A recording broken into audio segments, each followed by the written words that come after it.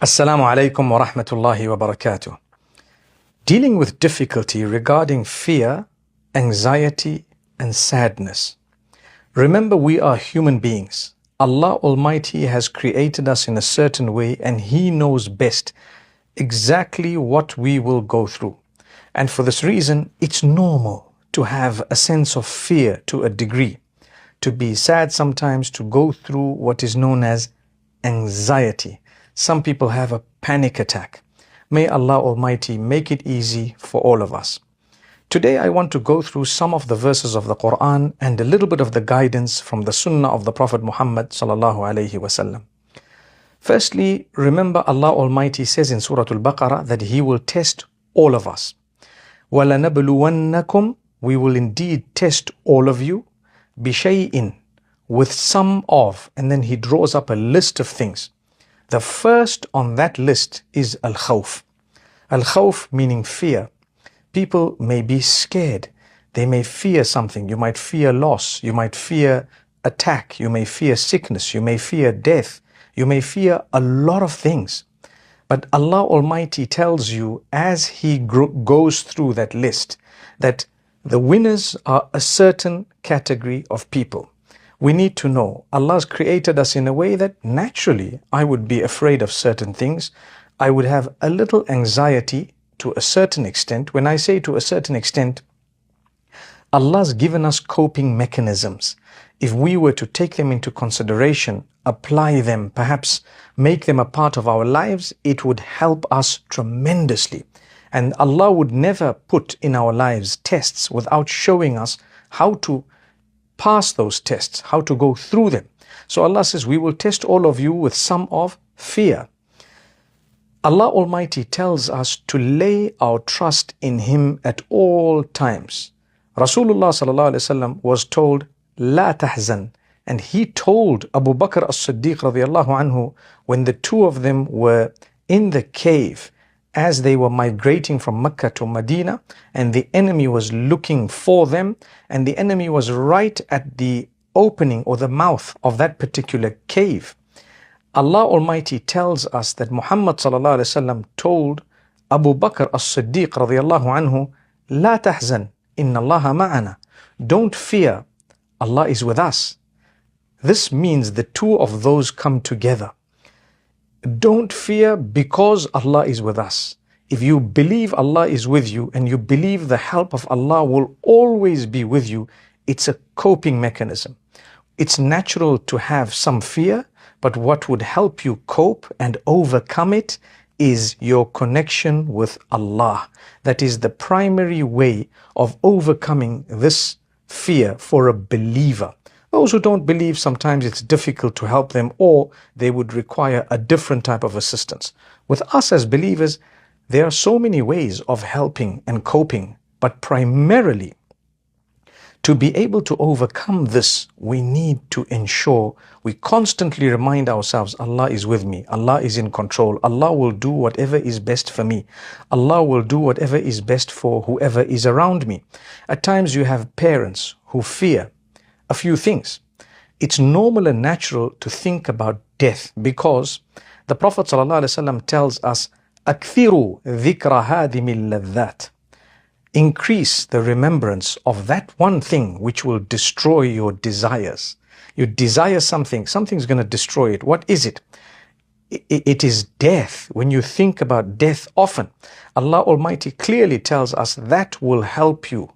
It will help you to prepare for the day you're going to meet with Allah. But some people become so obsessed with this thought that they begin to have panic attacks. They start struggling and suffering anxiety. What if I die?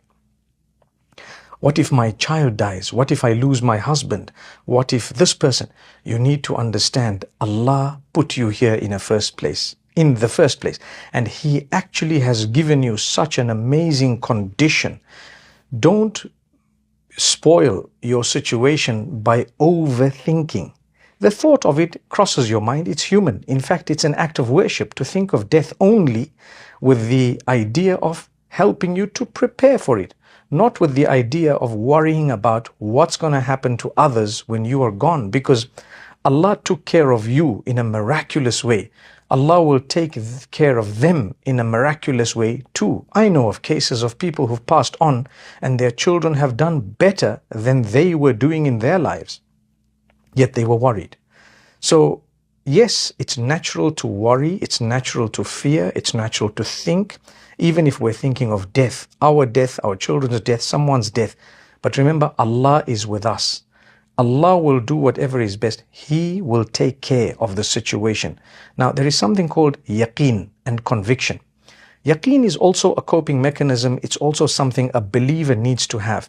If you have pure, proper faith in Allah, I put my trust in Allah, I know Allah will not do something that's bad for me. So ultimately, what do I want? What do you want? We want paradise. Paradise is earned by going through challenges and earning a reward for the patience that you bore because of the challenges Allah put in your lives.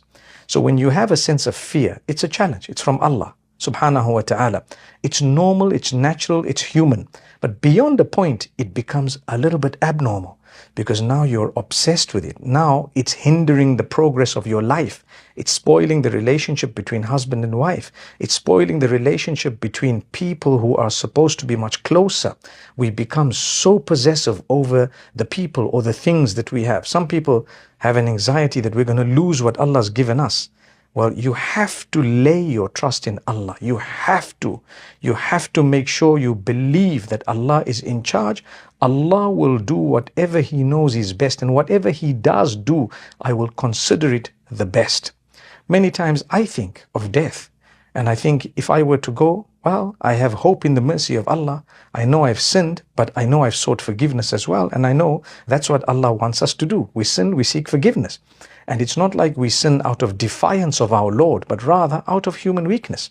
So sometimes we think, will we be prepared for the day of meeting with Allah subhanahu wa ta'ala? Well, I've tried my best. I'm going to keep trying. And you know what?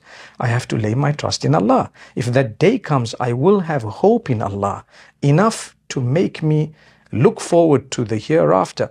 And I have an element of fear, not to the degree where I can't worship Allah anymore, but to the degree where I know that it's the mercy of Allah I'm hoping for, and therefore I'm not going to mess up to the best of my ability. Some people have a sense of fear whereby when they worship Allah, they think, is it accepted? Is it not accepted? That's not up to you. You do your best, given your ability, given by Allah subhanahu wa ta'ala, and after that, leave it in the hands of Allah. So stop overthinking the issue of fear. Don't be so scared to the degree that things slow down and stop. You can't make wudu because you're wondering, is it accepted, is it not? A lot of the times that's from shaitan. He sees us struggling in our faith. So therefore, he wants to keep us in that struggle. Allah says, break loose. Trust Allah. You did your best, you worshipped Allah, He will accept it. Some people in cleanliness, they have an issue where they fear, is this going to be accepted? Is it accepted or not?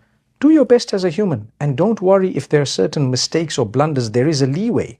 There is a leeway for blunder. There is a scope for mistake as a human being. Allah will excuse you and forgive you. He won't even hold it against you. You do your best, proceed, get it done, and inshallah, everything will be well. You look for your job, inshallah, and you keep it and don't worry. You have a husband or a wife, don't worry. Allah will grant you the best. You do your best and live your days. And thank Allah, praise Him, and always remember to cross a bridge when you get to it. That doesn't mean don't prepare for a rainy day. Prepare as best as you can. Do the best given your ability.